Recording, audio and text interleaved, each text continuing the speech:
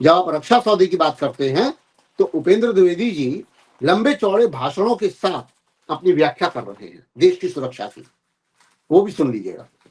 इन्होंने भी लिखा है कि पाकिस्तान डर गया भैरव और रुद्र जो हमारी ब्रिगेड बन रही है उससे, आप वो भी सुनिए। और उन बातों पर भी मैं चर्चा इन एक एक पॉइंट पर करूंगा, उसके एक एक पॉइंट पर उन्होंने जो जो बोला है उन सारी बातों पर मैं चर्चा करूंगा। देश को रॉकेट फोर्स की जरूरत, हेडलाइन है। उपेंद्र द्विवेदी कह रहे हैं हम रक्षा विशेषज्ञ हो गए हैं और रक्षा में हमारी बहुत ताकत बढ़ गई है। सुनिए, राजनाथ सिंह गाय बगाए कहते ही रहते हैं। सबसे पहला पॉइंट, सिंदूर ऑपरेशन जारी है, खत्म नहीं हुआ है। खत्म और जारी होने का अंतर क्या होता है?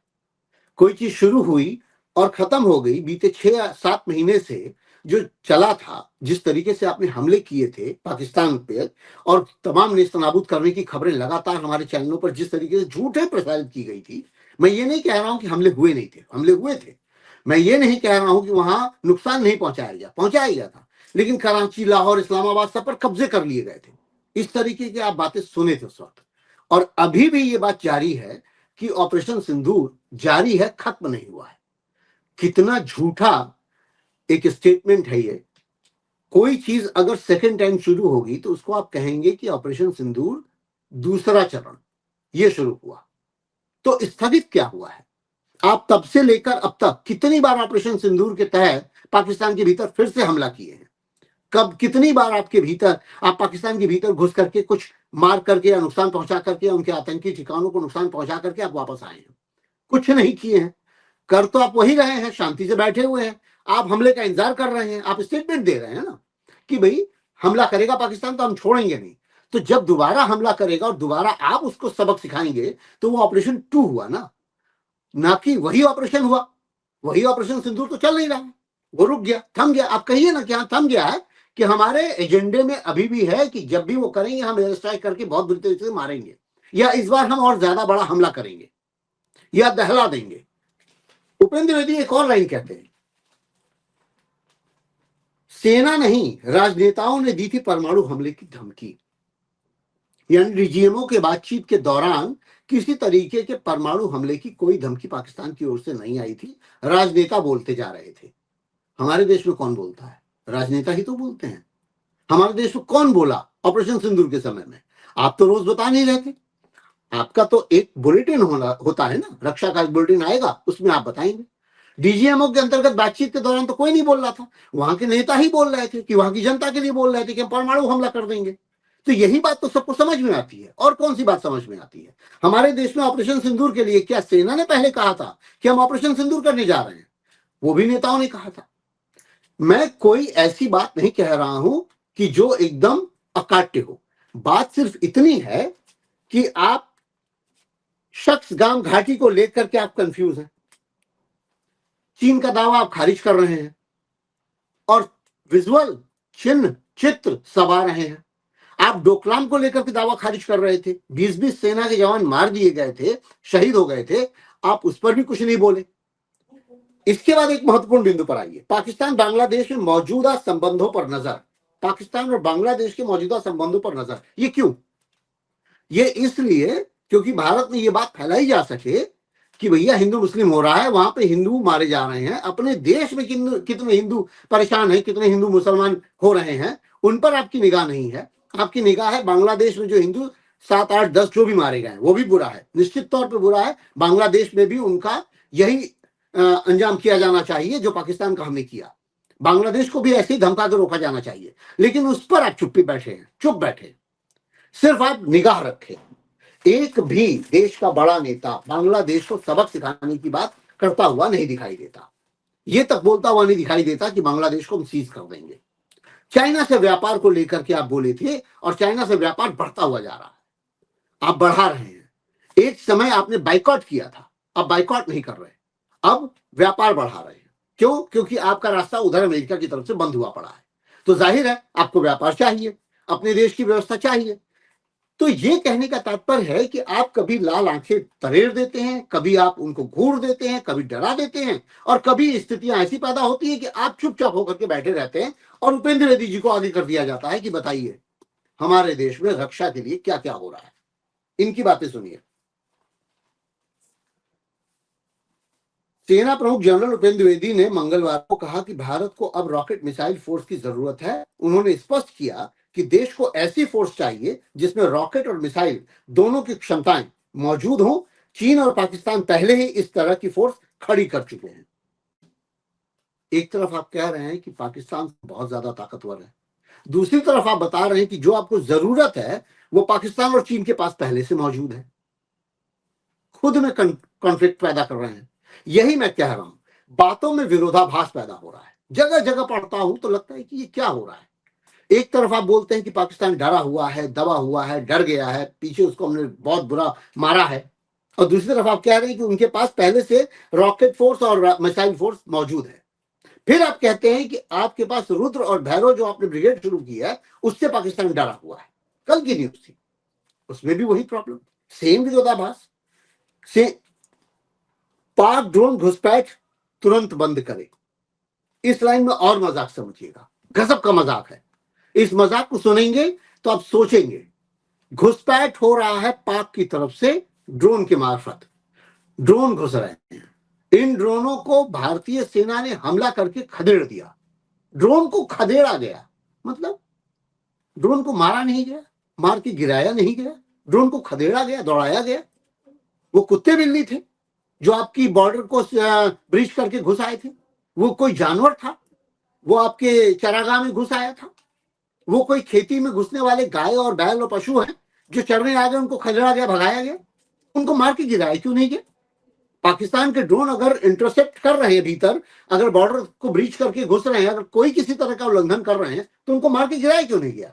उनके जहाज आएंगे तो उनको खदेड़ा जाएगा, उनके रॉकेट आएंगे तो उनको सोचा जाएगा कि इनको कैसे रोक करके वापस भेजा जाए। क्या कहना चाह रहे हैं आप? देश के लिए कितनी शर्मनाक बात है ये कि ये हमारे जनरल साहब कह रहे हैं कि ड्रोन घुसे पाकिस्तान के और उनको खदेड़ दिया गया। ये खदेड़ने वाली बात मुझको बिल्कुल समझ में नहीं आई, और ये पिछले 2-3 दिन से लगातार चल रही है। कल फिर पुंछ और राजौरी क्षेत्र में देखे गए थे ड्रोन पाकिस्तान के। ये किस लिए टोही ड्रोन घुस रहे हैं और इन ड्रोन को मार के गिराया क्यों नहीं जा रहा है? और इस आधार पे हम पाकिस्तान के उन हिस्सों पर मार के कोई चीज गिराते क्यों नहीं, हम सेलिंग क्यों नहीं करते कि वो ना करने पाए इस तरह की हरकत? क्या करने आ रहे हैं ड्रोन, क्यों आ रहे हैं ड्रोन, इसका कोई जवाब नहीं है। बस ये कि पाकिस्तानी ड्रोन घुसे और उनको मार के भगा दिए, उनको खदेड़ दिए और आप शांत हो गए। वाह क्या बात है। कहने की स्थिति ये है कि या तो आप ताल ठोकिए मत, इस तरह की बात करिए मत, शांत बैठिए। जो भी हो रहा है, सेना बॉर्डर पे क्या करती है हम सब जानते हैं। रोज मरती है, रोज लड़ती है, वहां पे रोजाना सेलिंग होती है। कुछ जनरल्स को पकड़ के पुराने उनसे कहलवा दिया जाता है कि पहले सेना को आदेश नहीं था कि पाकिस्तान पर हमला करो, घुस कर मारो, और अब हमको ये है कि फ्री फाइट करने की पूरी शैली दी गई है। जब वो रिटायर हो गए हैं तब वो ये बात कह रहे हैं। जो प्रेजेंट हैं उनमें है उपेंद्र द्विवेदी जी, इन्होंने ये बात तमाम और दूसरी कही है। अब सुनिएगा, कई बदलाव किए जा रहे हैं। जनरल द्विवेदी ने बताया कि भविष्य की युद्ध आवश्यकताओं को ध्यान में रखते हुए भैरव, शक्तिमान, दिव्यास्त्र और रुद्र ब्रिगेड जैसी इकाइयों को गठन की प्रक्रिया भी चल रही है। हिंदू राष्ट्र बनाने की दिशा में हिंदू शब्दों का इस्तेमाल पहले भी होता रहा है। हमारी सेना में तमाम ऐसे ब्रह्मोस मिसाइल, अग्नि मिसाइल, पृथ्वी मिसाइल, ये सब मिसाइलें हैं। उन्हीं आधार पे इन्होंने रुद्र, भैरव, शक्तिमान, दिव्यास्त्र इस तरह की ब्रिगेड्स के नाम उजागर किए, और इनको ये बता रहे हैं कि ये सेना की ताकत बढ़ा रहे हैं। सेना की ताकत की बढ़ाने में एक और मैं मुद्दे को अभी उठा रहा हूं, वो भी सुनिएगा। 2-4 दिन पहले की ही बात है। जितने भी हमारे अग्निवीर शामिल हुए देश में, 2022 में अग्निवीरों की भर्ती हुई थी, 4 साल में उनकी कंप्लीट हो गए, 2026 चल रहा है, 26 में उनके ईयर कंप्लीट हो जाएंगे। जरा यहां भी विरोधाभास सुनिएगा। उसमें से 25% युवाओं को परमानेंट जॉब दिया जाना था दबाव के बाद। पहले दबाव हुआ कि भाई ये जो आपके अग्निवीर हैं इनकी स्थिति क्या होगी 4 साल बाद, ये कहां जाएंगे। तो ये हुआ कि जितने भी भर्ती हो रहे हैं उसमें 25% युवाओं को हम परमानेंट जॉब में लेंगे सेना में। यहां तक तो ठीक था। जो बात आई उसमें ये बात आई कि वो विवाह नहीं कर सकते, शादी नहीं कर सकते। जो शादी नहीं किए होंगे उन्हीं को हम परमानेंट जॉब देंगे सेना में। यानी आप अपनी वैवाहिक स्थिति क्लियर करिए। बहुत संभव है कि इन 4 सालों में उन लड़कों ने शादियां की हों, विवाह किए हों, क्योंकि उनके पास एक नौकरी है अग्निवीर की। उसके बाद संभावना है उनके परमानेंट होने की। इन्हीं अवस्थाओं या इन्हीं शर्तों पर तो शादियां भी होती हैं कि भाई लड़के के पास सरकारी जॉब है, लड़के के पास एक नौकरी है, सेना में जवान है, सेना में एक ठीक ठाक पोस्ट अपना वो करता है। तो ऐसी स्थिति में क्या होता है कि हमेशा ये बात आती है कि शादी के लिए उन लड़कों के पास तमाम वैवाहिक सोर्स पहुंचते हैं कि भाई आप विवाह कर लीजिए, और वो होता भी है। युवा है, शादी होगी, विवाह होगा। लेकिन जब आप ये शर्त लगा देंगे कि उनकी नौकरी इस आधार पर नहीं मिलेगी उनको कि वो अगर शादीशुदा हुए तो वो एलिजिबल नहीं होंगे, अर्हता नहीं मिलेगी उनको, तो आप सोचिए कि जरा क्या मनोदशा होगी उन युवाओं की, उन बच्चों की जो 24 साल, 25 साल, 26 साल की उम्र में पहुंच रहे होंगे और उन्हें सेना में एकोमोडेट नहीं किया जाएगा। ऐसी स्थिति में वो क्या सोच रहे होंगे। तो कहने का तात्पर्य यह है कि इस तरह के देश के नियम कानून चल रहे हैं, जो मर्जी आ रहा है, जैसे मर्जी आ रहा है, कह दे रहे हैं, कर दे रहे हैं, और सेना में भी वही आप कर रहे हैं।